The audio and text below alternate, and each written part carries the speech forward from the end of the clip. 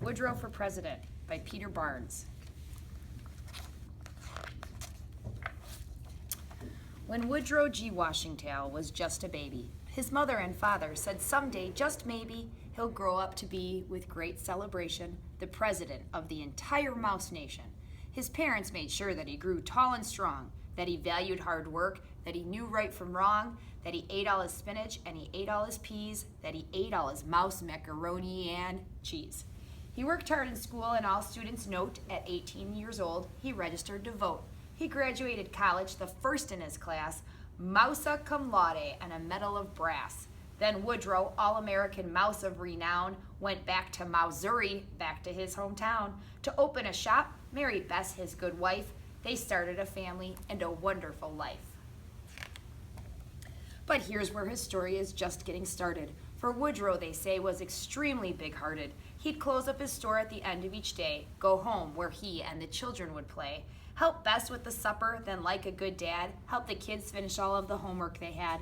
But this isn't where his big-heartedness ends. He also helped other mice, neighbors, and friends. He helped at the hospital, he helped clean the park, he helped walk mouse ladies home safe after dark, he coached kids in soccer and Little League too. For mice with no jobs, he found jobs they could do. For you see, Woodrow knew he'd been blessed from the start, given such a good life that he felt in his heart that someone like him should give back with good grace to help make his town and the world a good place. One day, Woodrow's friends said, "Woodrow, we hear there's a seat on town council that is open this year. With your hearts and your brain, we'd agree you'd be great if you ran for the job as our mouse candidate." A candidate is our nation's tradition, is someone who seeks an important position by entering a contest called an election, and citizens vote to make their selection. You vote for or against to express your own view of a candidate or issue important to you. In private, in secret, without fear or fright. In our democracy, it's our most basic right. But more on this later, for Woodrow, you see, was elected to council unanimously. The next thing you know, I skipped a line. He did such good work with skill and with care. The next thing you know, they elected him mayor. They elected him later, it seems like a blur, to the state capitol as a state senator. He served the mice well, they just couldn't wait. They elected him governor of the whole state. When Governor Woodrow, now older and wise, finished his term, this should be no surprise, Bess and his friends said, "All the time you have spent helping others would make you a great president." Woodrow, so humbled, replied, "If you please, are you sure I could serve as the nation's big cheese?" "We are certain," they shouted, "so now don't delay." He declared himself candidate the very next day. So many elections, state, local, and more, so many good candidates, they run by the score, but running for president is different, we'll show, for it's such an important position, you know. First, every candidate must, to explain, hire assistants and form a campaign. But a presidential candidate often creates a big, big campaign for all 50 states. A candidate needs volunteers by the dozens, friends, neighbors, supporters, aunts, uncles, and cousins. Volunteers help for free for no compensation when their candidate they feel will be good for the nation. A campaign needs offices, computers and flags, buttons and posters and banners and bags, volunteers and assistants. There's so much to do. If you like a candidate, you can volunteer too.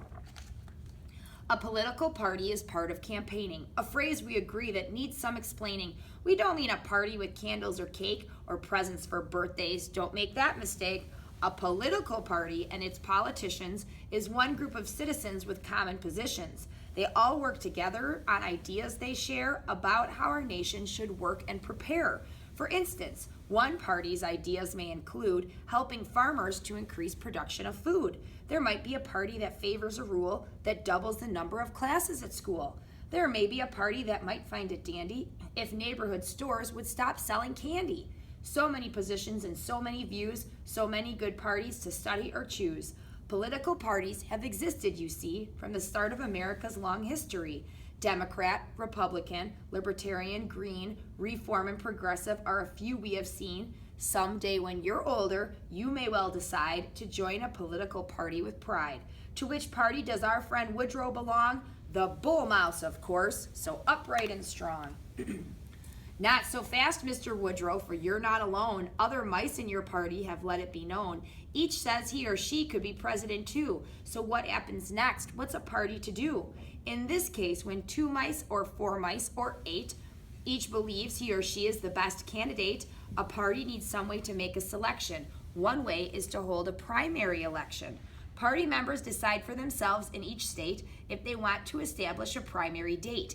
If they do, they invite the contestants competing to visit their state for speaking and meeting. The state of Mouse Hampshire, a wonderful place, is home to the very first primary race. It's also where candidates meet to debate the serious issues that carry great weight. At one debate, Woodrow jumped in the first minute, though Senator True Mouse was sure he would win it. Another good governor, Graytail, spoke true. So did Senator Field Mouse and Ed Mouskey too. But Woodrow was better, debating with ease. He talked about jobs, the production of cheese, about helping poor church mice, and then very soon about sending astronaut mice to the moon.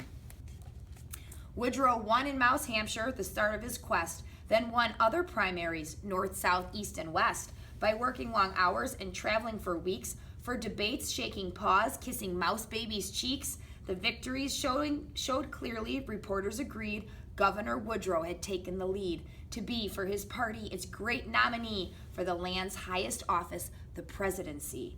After the primaries, party members are sent in state delegations to one big event, a national convention, a meeting so glorious to formally nominate Woodrow victorious.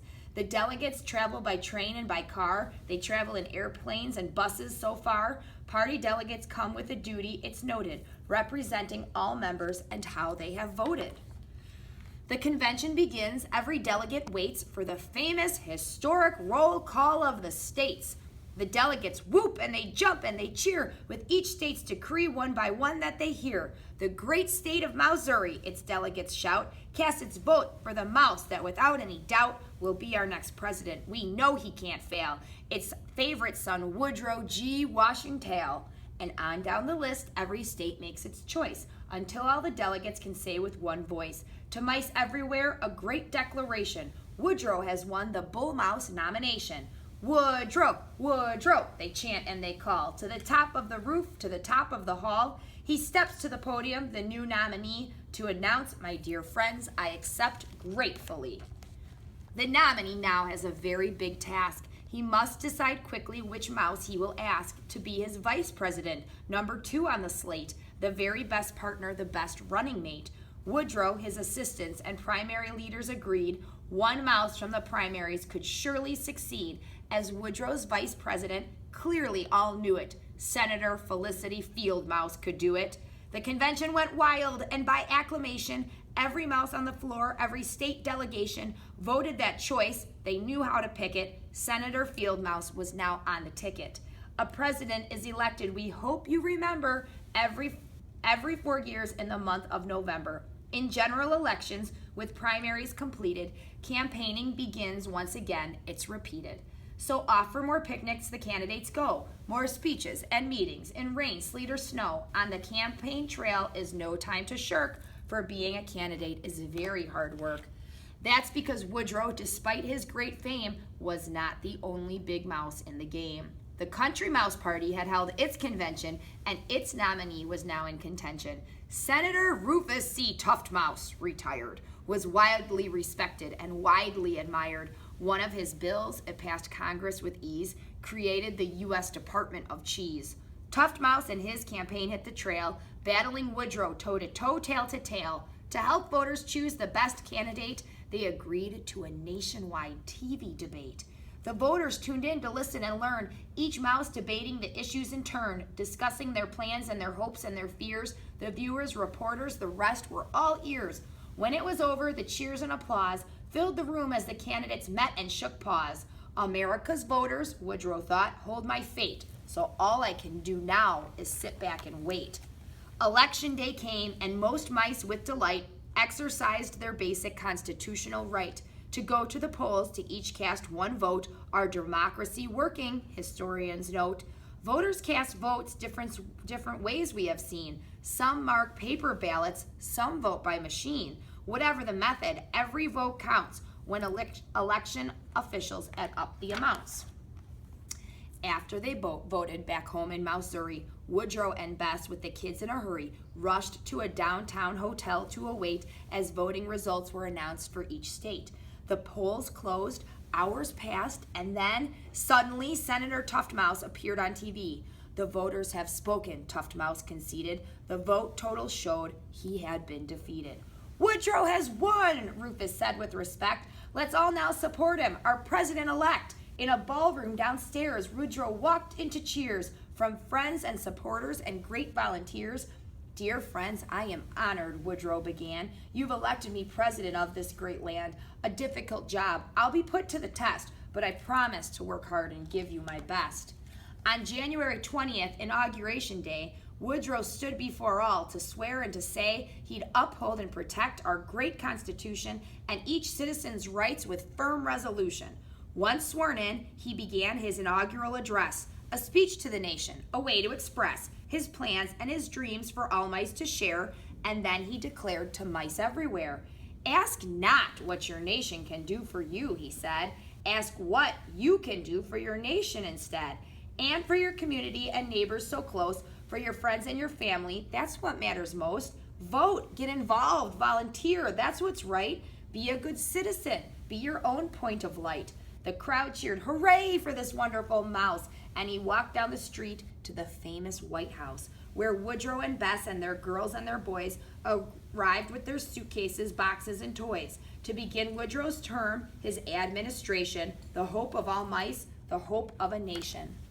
That night, Bess and Woodrow danced down the great hall, honored hosts of the splendid inaugural ball. With friends and supporters, they hob and they nob the night before Woodrow begins his new job. After the ball, the new president said, "Enough celebration. It's now time for bed. For tomorrow I have, when I wake from my sleep, many dreams to fulfill, many promises to keep."